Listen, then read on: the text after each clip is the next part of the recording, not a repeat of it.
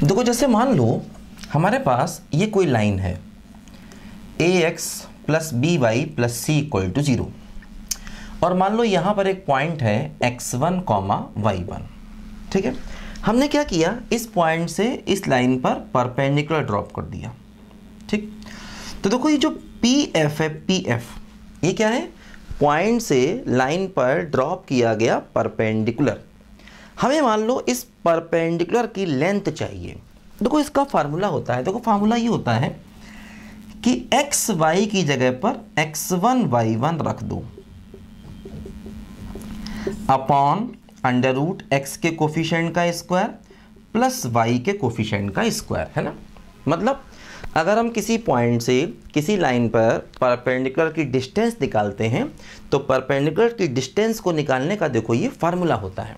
क्या करना है, एक्स वाई की जगह पर x1 y1 रख दो, ठीक है, अपॉन अंडर रूट एक्स के कोफिशिएंट का स्क्वायर वाई के कोफिशिएंट का स्क्वायर। देखो जैसे फॉर एग्जांपल मान लो हमें एक पॉइंट दे दिया जाए -1,4 और लाइन दे दी जाए, मान लो लाइन ये है 3x प्लस वाई -2 बराबर 0 और हमसे कहा जाए कि परपेंडिकुलर डिस्टेंस निकालिए, है ना। मान लो हमसे कहा जाए कि परपेंडिकुलर डिस्टेंस बताइए। ठीक है, दो क्या होगा, ये x1 y1 है और ये लाइन का इक्वेशन है। देखो परपेंडिकुलर डिस्टेंस चाहिए, क्या होगा, देखो मॉड ऑफ x की जगह पर पहला पॉइंट तो 3 इंटू -1, y की जगह पर दूसरा पॉइंट यानी 4, फिर -2 अपॉन अंडर रूट एक्स का कोफिशिएंट 3 का स्क्वायर और y का कोफिशिएंट 1 का स्क्वायर, है ना। क्या किया, x की जगह पर x1, y की जगह पर y1 upon under root x के कोफिशिएंट का स्क्वायर और y के कोफिशिएंट का स्क्वायर। देखो क्या हुआ, यहाँ से ये हो गया -3 -2 -5 प्लस 4 तो 1 और अपॉन अंडर रूट 9 प्लस 1 यानी कि 10। देखो ये हमारा परपेंडिकुलर डिस्टेंस आ गया, है ना। -3 -2 -5 प्लस 4 तो -1, उसका मॉडुलस 1 और अपॉन अंडर रूट 10, है ना।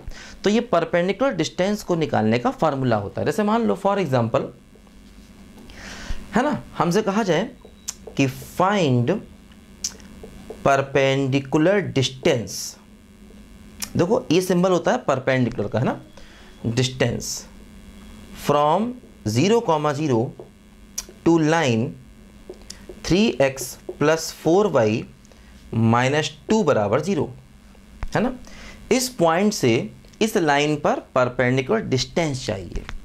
देखो क्या होगा, मॉड ऑफ x की जगह पर x1 यानी 0, y की जगह पर y1 या 0 -2 अपॉन अंडर रूट x का कोफिशिएंट देखो 3 का स्क्वायर, y का कोफिशिएंट देखो 4 का स्क्वायर, है ना। x की जगह पर x1 रखो, y की जगह पर y1 रखो, -2 अपनी जगह पर, उसका mod upon under root x के कोफिशिएंट का स्क्वायर y कोफिशिएंट का स्क्वायर। देखो p क्या आ गया, ऊपर आ गया 2, देखो नीचे 9 प्लस 16 तो 2/5, है ना। देखो मॉड क्यों लगाते हैं, मॉड लगाने से रिजल्ट हमेशा पॉजिटिव आता है क्योंकि परपेंडिकुलर डिस्टेंस हमेशा एक पॉजिटिव वैल्यू है, ध्यान दो, इसलिए मॉड लगा देते हैं। क्योंकि देखो अपॉन का टर्म तो वैसे ही पॉजिटिव है, रूट है तो वैसे ही पॉजिटिव है, न्यूमरेटर को पॉजिटिव करने के लिए उस पर मॉड लगा देते हैं जिससे उसका रिजल्ट हमेशा पॉजिटिव आए। तो ये परपेंडिकुलर डिस्टेंस को निकालने का फार्मूला है जो हमारे काम आएगा कई जगह पर। देखो ध्यान दो, मतलब हम लोग स्ट्रेट लाइन के सारे कॉन्सेप्ट तो नहीं पढ़ रहे हैं, लेकिन मान लो 60-70% कॉन्सेप्ट हम लोग स्ट्रेट लाइन्स के सीख लेंगे अभी, है ना। क्योंकि अगर पूरा पढ़ने बैठ गए तो बहुत समय लग जाएगा और फिर अपना जो टेंजेंट नॉर्मल खास टॉपिक है वो छूट जाएगा। तो हम लोग पूरी की पूरी कोऑर्डिनेट के 60-70% कॉन्सेप्ट सीख लेंगे, है ना, और बाकी बचे हुए कॉन्सेप्ट जो हैं वो हम लोग फिर कोऑर्डिनेट में जाके वापस पढ़ेंगे, है ना। तो जब हम लोग कोऑर्डिनेट पढ़ेंगे तब उन कॉन्सेप्ट को सीखेंगे, ध्यान दो, ठीक है। अभी हम लोग 60-70% कॉन्सेप्ट कोऑर्डिनेट के सीख रहे हैं क्योंकि टेंजेंट नॉर्मल उसके बिना नहीं चल सकता, है ना। अगर हम ये सब नहीं सीखेंगे तो टेंजेंट नॉर्मल हम नहीं कर सकते हैं, क्योंकि टेंजेंट नॉर्मल को करने के लिए ये सब कॉन्सेप्ट हमको आने चाहिए क्योंकि इन सब का यूज़ होगा। इसलिए ये सीखना एक तरीके से मजबूरी भी है और फ़ायदा ये है कि कम से कम 60-70% हमको कोऑर्डिनेट भी साथ साथ आ जाएगी, है ना।